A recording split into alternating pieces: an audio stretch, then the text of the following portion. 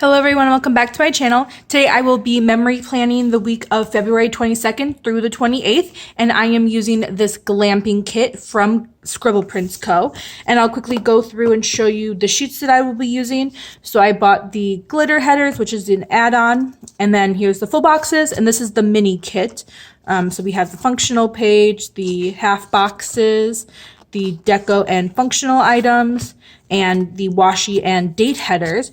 And then I also have this sheet from Oh Hello Stationery Co.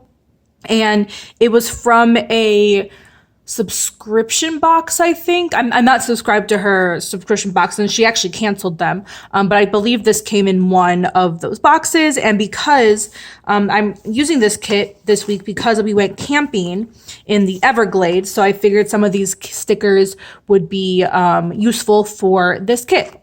So let's go ahead and get into it. So as I previously mentioned, I am using this kit for a camping trip that Colton and I took on Monday and Tuesday to the Everglades. And the trip was great. It was a little bit too short, I would say, and at the same time, a little bit too long. But the way that the spread turned out, and you'll see at the end, is probably one of my most favorite spreads, probably of all time. I think definitely this year, it is at least top two. That frozen spread that I made at the beginning of the year, I'll go ahead and card it up above, is also a really, really great spread. I love how that turned out. But this one was just, I really love it. The colors and everything, it was great. So anyway, I will talk about the trip a little bit since that was the majority of Monday and Tuesday. So if you guys aren't familiar, we live in southern Florida. We are in the Miami area, so we are very close to the Everglades.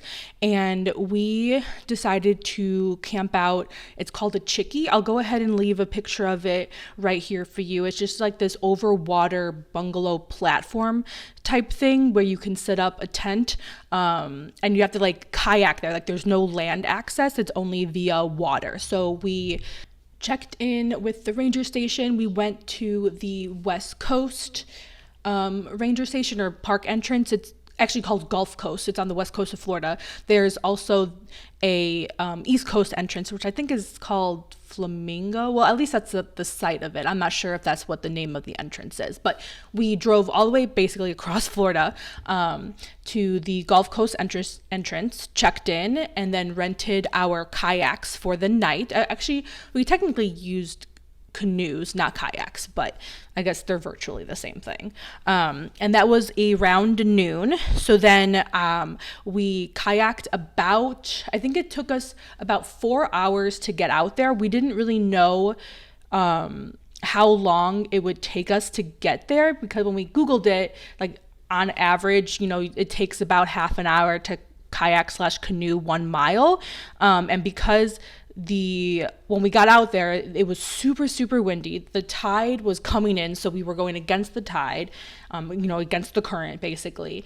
And it was super windy. The waves were super rough. So we thought that it would take us even longer to get out there. So we were kind of planning for the trip to be kind of 8 hours to get out there, because the chickee was about a little under 10 miles away from where we launched the canoe. So our main goal was to get there before the sunset, because neither of us wanted to be canoeing out there in the middle of the Everglades with no light source. And like I said, it was pretty rough. The waters were rough. I was exhausted. I was not in a great mood.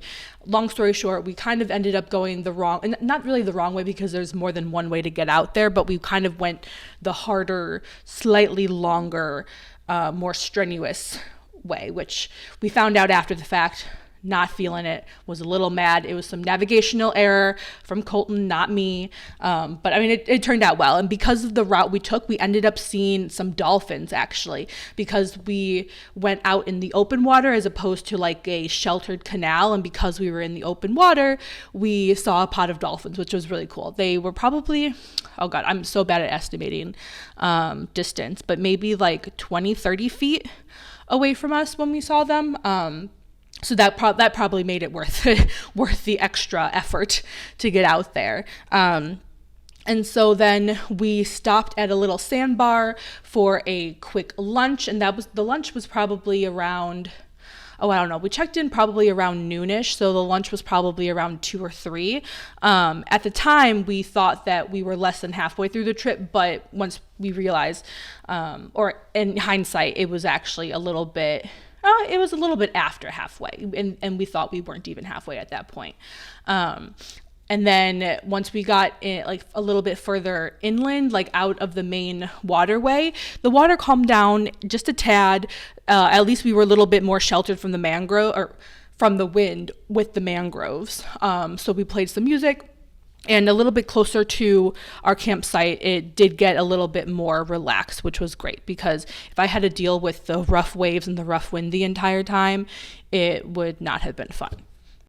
And I'll just quickly throw in a very small clip of the water. This is when it was kind of medium-ish. It wasn't the crazy, crazy bad waves, because I wasn't able to film at that time. I was busy paddling, but it also wasn't the calm water that I'll try to remember to show a little bit later, that ended up having on Tuesday.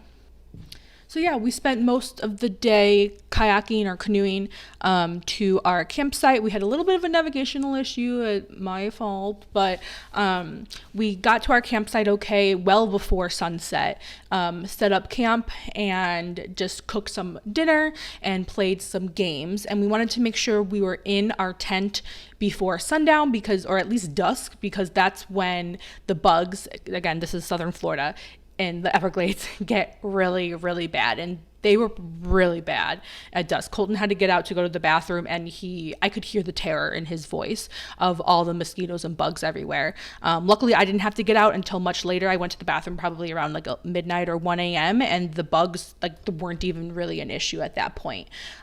So that was really nice.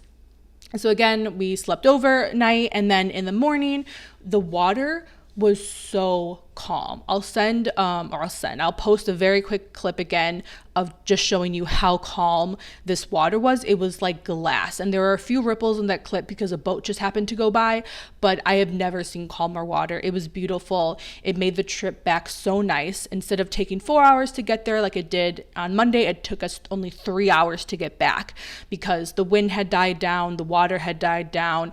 I think the currents were in our favor, at least part of it. So Tuesday was what I thought when I thought that I would be kayaking in the Everglades.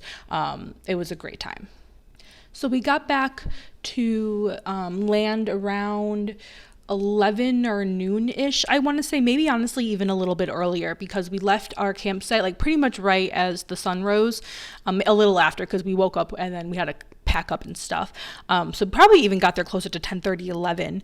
And we were both really hungry after a couple days basically workout of kayaking or canoeing rather. So we went to a restaurant in the Everglades called the Havana Cafe, and then we just drove the hour-ish back home. So once we got home, we unpacked a little bit, chilled, and watched New Girl, and then I read the rest of the night to just kind of unwind and relax and get ready for Wednesday, which is our Monday, like the first work day of the week. So then moving on to Wednesday, we had our microwave installed. The old one just went out, so the contractor or handyman, whoever, came in and installed the new one. And then after he left, I did a little bit of a planning just to prep for the week, to memory keep from the Everglades trip and to kind of get reorganized on my Monday morning. And then as a part of that, because we typically do laundry on our Sunday, so Tuesday, but because we were gone, I did laundry on Wednesday, followed by some cleaning. And again, we unpacked a little bit because we couldn't carry everything from the car in one trip. We live in a downtown apartment. Our garage where we park is separate from our building, so we kind of have to walk a block to get from one or the other, and we couldn't carry everything that we brought, so we had to make 2 trips. So when he got home from work, Colton brought everything else from the car, so we unpacked a little bit on Wednesday. And then I ended up not marking this, but we also played Lego Harry Potter. I always like to mark when we play those games just because it's like a date night type thing. but I don't know when I changed it out, but I did end up changing this out because I wanted to mark down that we unpacked as well as watched Sleepy Hollow. So again, I don't know when I changed that, but at some point it will get changed. Not sure if it's on camera or not, but in the final spread, as you'll see, if or when, or honestly, if, let's be real, I post to Instagram, and then the final overview at the end of this video, that section will be a little bit different. Moving on to Thursday, as always, or every week, I have to get tested for COVID. This is a requirement from my school. So I did that Thursday morning, and then I came back to the apartment and had that regular weekly Zoom meeting with we call it Fish Lab Coffee Break. It's just a hangout. It's mainly me and one other person, honestly, because no one else comes because everyone else is lame. But we just hang out and relax and kind of vent to each other and talk about our weeks and weekends and whatnot. And so, yeah, so that was Thursday. We have that every Thursday. And then I decided to read a little bit in the afternoon. I was taking a break. And then here I'll start to put down some stickers for working, but I forgot that I wanted to put the full box here. So I'll peel it up, put the full box down, and then put this work section down below. And so Andrea from Scribble Prints Co includes those work flags. I think she changed the design recently, so they don't look like that anymore, since this is kind of an older formatted kit. But I really liked how it had that flag, so I was able to kind of trim it and then use that Coffee Monsters Co work like laptop sticker to kind of make it fill the entire width of the half box. So I really like how that turned out. And then we watched Sleepy Hollow in the evening. And I think at this point I can't remember if I made those TV stickers or not yet, because I didn't see myself put it down, but I can't remember. But either way. Moving on to Friday, I had a seminar in the morning. It was for a different department than mine, but I still like to attend because it's relatively related to my research. And then I had my own department seminar. And then in that pink sticker, I guess the third box-ish is where I do that same trimming with the work flag and then use the Coffee Monsters Co. Emoji there.